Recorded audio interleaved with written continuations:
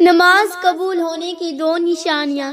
اگر آپ میں یہ دو نشانیاں ہیں تو آپ کی نماز قبول ہے۔ وہ دو نشانیاں یہ ہیں، بسم اللہ الرحمن الرحیم۔ حدیث بخاری شریف کے ایک روایات میں ہے، ایک مرتبہ حضور اقدس صلی اللہ علیہ وآلہ وسلم اپنے دونوں ہاتھ دعا کے لیے اٹھائے اور فرمایا، اے میرے پروردگار، میری امت، اور رونے لگے تو اللہ تبارک و تعالیٰ نے فرمایا، اے جبرائیل محمد صلی اللہ علیہ وآلہ وسلم کے پاس جاؤ، اور تیرا رب خوب جانتا ہے، لیکن ان سے پوچھو آپ کیوں رو رہے ہیں۔ حضرت جبرائیل علیہ السلام سرکار مدینہ صلی اللہ علیہ وآلہ وسلم کے پاس آئے اور عرض کیا، آپ کیوں رو رہے ہیں؟ آپ نے اپنا حال بیان فرمایا۔ حضرت جبرائیل علیہ السلام نے بارگاہ الہی میں عرض کیا تو رب تبارک و تعالیٰ نے فرمایا، اے جبرائیل، محمد صلی اللہ علیہ وآلہ وسلم کے پاس جاؤ اور کہو، تمہاری امت کے بارے میں ہم تجھ کو راضی کر دیں گے اور مایوس نہیں کریں گے، اور دوسرے نبیوں کی امتیوں کے بارے میں بتاؤ۔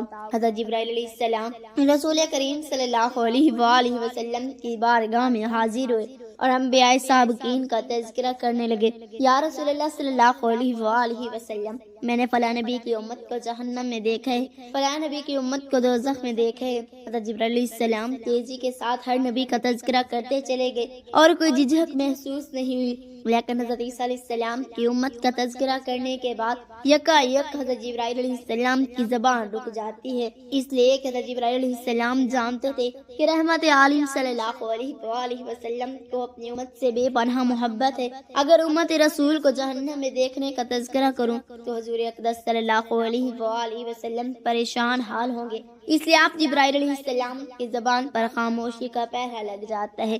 مگر جبرائیل علیہ السلام کی اچانک خاموشی سے سرکار دو عالم صلی اللہ علیہ وآلہ وسلم بے چین ہو کر فرمایا کہ جبرائیل، یہ بتاؤ، کہیں تم نے میری امت کو جہنم میں تو نہیں دیکھا؟ حضرت جبرائیل علیہ السلام جواب دیتے رک جاتے ہیں۔ سرکار مدینہ صلی اللہ علیہ وآلہ وسلم بے تبانہ طور پر فرماتے ہیں، جبرائیل جلد بتاؤ، کیا تم نے میری امت کو بھی جہنم میں تو نہیں دیکھا؟ اب مجبوراً حضرت جبرائیل علیہ السلام نے عرض کیا، یا رسول اللہ صلی اللہ علیہ وآلہ وسلم، آپ کی امت کو بھی جہنم میں دیکھا ہے۔ بس اتنا سننا تھا کہ حضور اقدس صلی اللہ علیہ وآلہ وسلم کا چین و سکون جاتا رہا اور بے چینی بے قراری پیدا ہو گئی۔ ادھر جبرائیل علیہ السلام نے اجازت چاہی اور منزل سدرہ کی جانب پرواز کر گئے، اور حضور اقدس صلی اللہ علیہ وآلہ وسلم نے کاشان نبوت کو چھوڑ دیا۔ لوگوں کی نگاہوں سے چھپ کر غیر آبادی سے پہاڑ کی غار میں پہنچ کر اپنی نورانی پیشانی کو فرش زمین پر رکھ کر بلک بلک کر رونے لگے۔ چشمان نبوت سے آنسوں کی برسات ہونے لگی اور زبان مبارک سے رب حبل امتی، رب حبل امتی کی صدا جاری ہو گئی۔ ادھر شمع رسالت کے صحابہ کا عجیب عالم ہو گیا، سرکار کو نہ پا کر بے تاب ہونے لگے، ادھر ادھر ڈھونڈنا شروع کر دیا۔ حجرہ عائشہ صدیقہ رضی اللہ عنہا میں دیکھا، مسجد نبوی میں دیکھا، مدینے کے ایک گلی گلی صحابہ کرام نے چھان ڈالی، مگر کہیں پتہ نہ چلا۔ مدینہ میں قہرام مچ گیا، مرد عورت بوڑھے بچے سب بے قرار ہو گئے، لوگوں نے کھانا پینا چھوڑ دیا، گھروں میں چولہے سے دھواں نکلنا بند ہو گیا۔ صحابہ کرام رضی اللہ تعالی عنہم کا یہ عالم ہوا تو اہل بیت حسنین کرامین کا کیا حال ہوا ہوگا؟ بے چینی کے ساتھ تلاش میں سرگرداں ہیں، مگر آقا کریم صلی اللہ علیہ وآلہ وسلم کا کہیں پر پتہ نہیں۔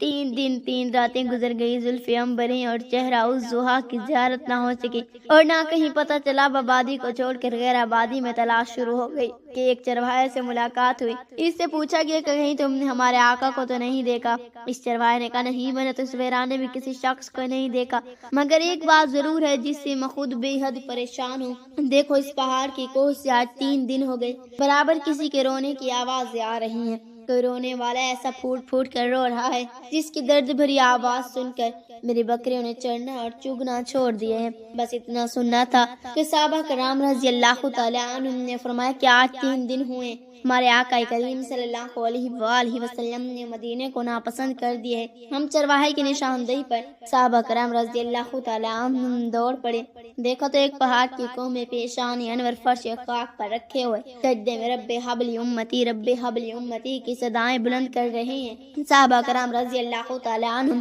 قدم ناز کو کو چوم کر دامن مصطفیٰ صلی اللہ علیہ وآلہ وسلم سے لپٹ گئی اور عرض کیا یا رسول اللہ صلی اللہ علیہ وآلہ وسلم، سر مبارک اٹھائی اور حجرہ میں تشریف چلے۔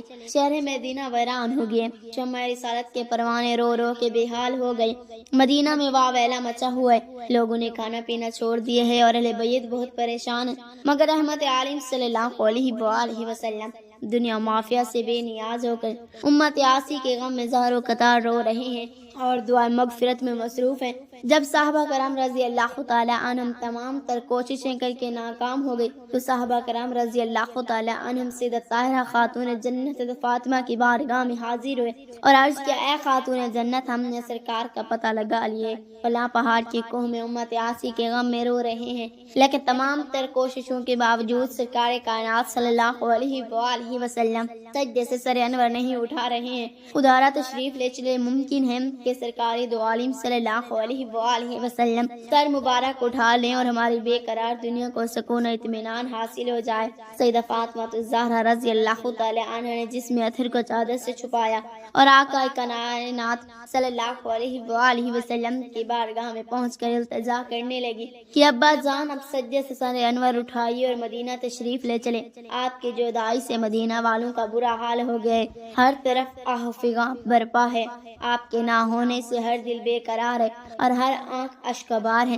حسنین آپ کی شفقت ناپاک کر تڑپ رہے ہیں، لیکن آپ بار بار رب حبل امتی رب حبل امتی کی صدائیں بلند کرتے رہے اور سجدے سے سر مبارک نہ اٹھایا۔ بالآخر سیدہ فاطمہ رضی اللہ تعالی عنہ نے اپنے پیشانی مبارک سے مل کر عرض کیا، ابا جان، دامن صبر چھوٹنے والا ہے، اب تو سر اقدس اٹھائیے ورنہ فاطمہ قیامت تک سجدہ کرے گی، سر نہیں اٹھائے گی۔ تب جا کر سرکار دو عالم صلی اللہ علیہ وآلہ وسلم نے سجدے سے سر مبارک اٹھایا اور فرمایا، اے فاطمہ، تم ضد نہ کرتی تو جب تک پروردگار عالم میری اپنی پوری امت کی شفاعت و مغفرت نہ کرا لیتا، سجدے سے سر نہ اٹھاتا۔ حضرت انس بن مالک رضی اللہ تعالی عنہ روایت کرتے ہیں کہ حضور اقدس صلی اللہ علیہ وآلہ وسلم کے زمانے میں ایک یہودی عالم تھا، اس کا نام جلبیب تھا۔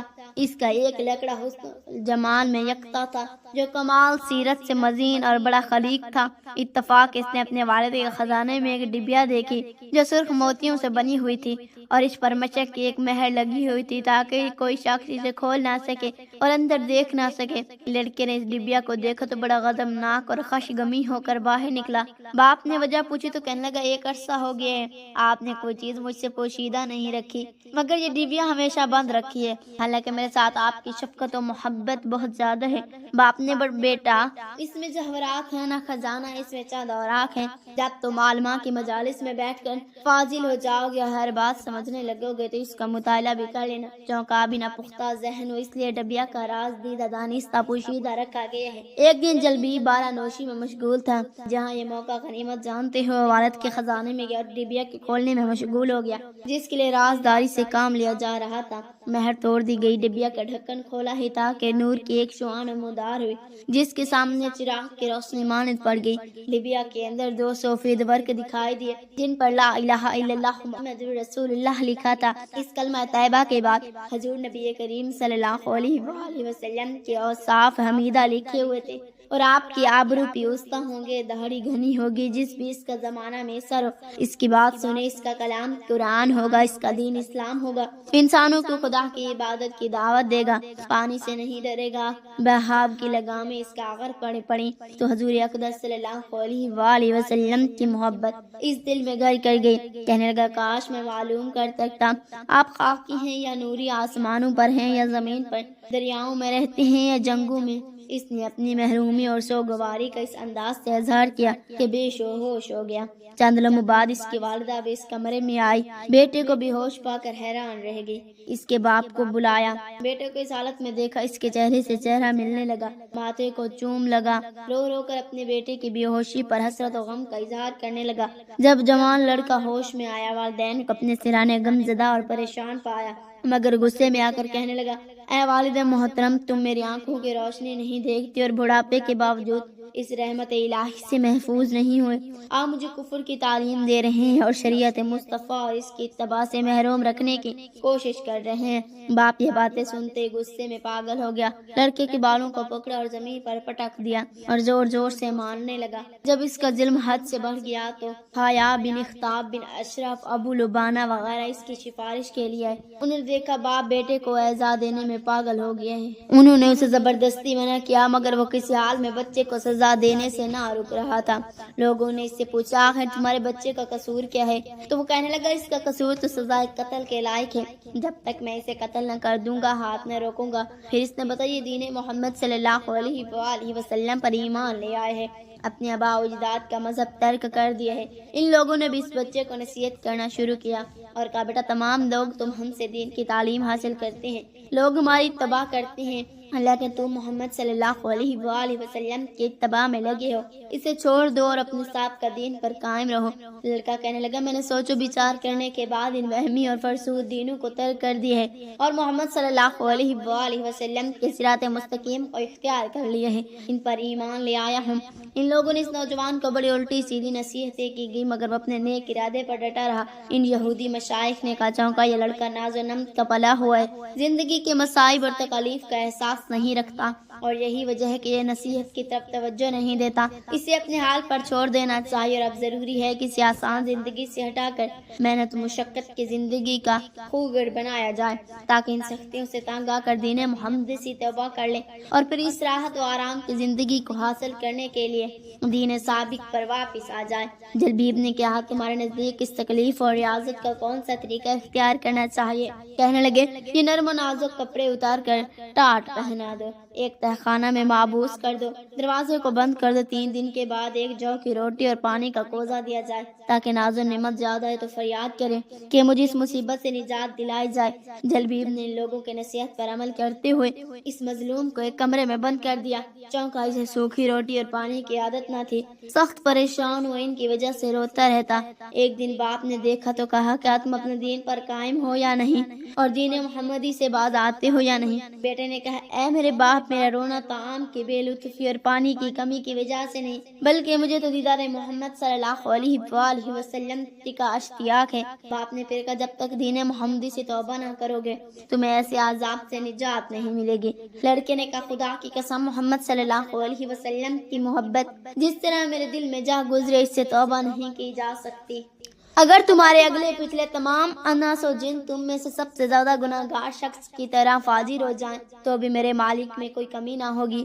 اے میرے بندو اگر تمہارے اگلے پچھلے اناس و جن کی ایک مکان میں یکجا ہو کر مجھ سے سوال کر میں ہر انسان کا سوال پورا فرما دوں تو بھی میرے خزانے میں کچھ کمی نہ آئے گی، مگر اتنی کہ جیسے کسی سوئی کو سمندر میں ڈال دیا جائے تو وہ جتنی کمی کرتی ہے۔ اے میرے بندو یہ تمہارے اعمال ہیں جنہیں میں شار کرتا ہوں، پر تمہیں ان کا پورا اجر عطا کروں گا، لہذا جو بھلائی پائے تو اللہ عز و جل کا شکر ادا کرے۔ اگر نماز دل سے ادا کی جائے تو اس کا اثر نمازی کی زندگی پر نظر آتا ہے۔ قرآن میں اللہ تعالیٰ فرماتے ہیں بے شک نماز بے حیائی اور برے کاموں سے روکتی ہے۔ اگر کوئی شخص نماز پڑھنے کے بعد گناہوں سے بچنے لگے اور اس کی کردار میں بہتری آئے تو یہ اس بات کی نشانی ہو سکتی ہے کہ اس کی نماز قبول ہو رہی ہے۔ جب نماز اخلاص کے ساتھ ادا کی جاتی ہے تو اس سے دل کو سکون ملتا ہے اور اللہ سے قربت محسوس ہوتی ہے۔ اگر کوئی شخص نماز کے بعد ذہنی سکون اور روحانی خوشی محسوس کرے تو اس کی نماز کی قبولیت کی علامت ہو سکتی ہے۔ اصل میں نماز کی قبولیت کا حقیقی علم صرف اللہ تعالیٰ کو ہے، لیکن اگر نماز کا اثر ہماری زندگی میں ظاہر ہو رہا ہے تو یہ ایک اچھی نشانی ہے۔ اللہ تعالیٰ سے دعا ہے میرے تمام مسلمان بھائیوں کی تمام مصیبتیں اور پریشانیاں دور فرمائے، آمین یا رب العالمین۔